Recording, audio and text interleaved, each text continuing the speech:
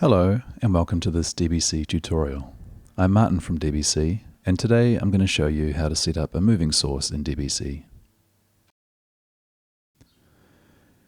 So we have here our example bathymetry for Lake Michigan and a single source that I'm going to change into a moving source and set some motion for it. On the Source tab, we check the Moving Source option and then open up the Source Motion form. We set a number of waypoints which our source will travel through. So in this example, we're going to set 4 waypoints.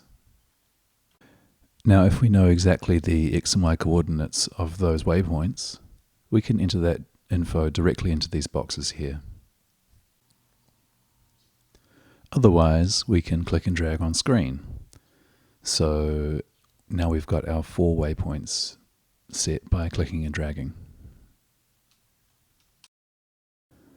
The next step is to set the time between those points, and the time here is in arbitrary units, but we can say that it's in seconds, for example.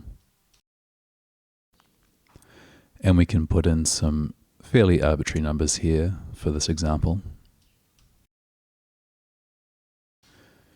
And we also need to set the number of calculation points.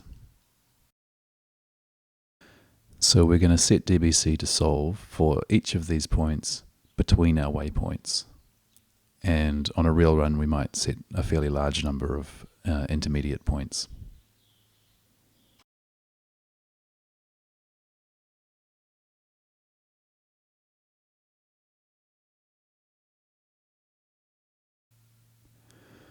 So now we can see our waypoints shown in blue and our intermediate calculation points shown in yellow. And we're ready to calculate.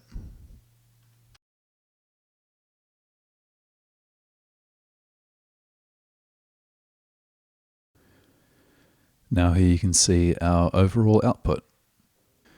You can see the highest noise levels at the points where dBSea has made a calculation.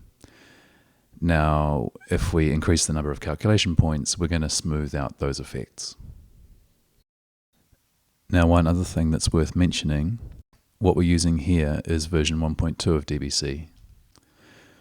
Upcoming version 1.3 has more options for entering velocity between waypoints.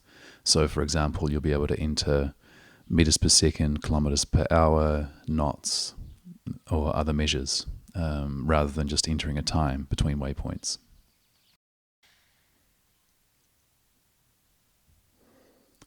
Well, that's all. I hope that's explained how to set up a simple source. And thanks for watching.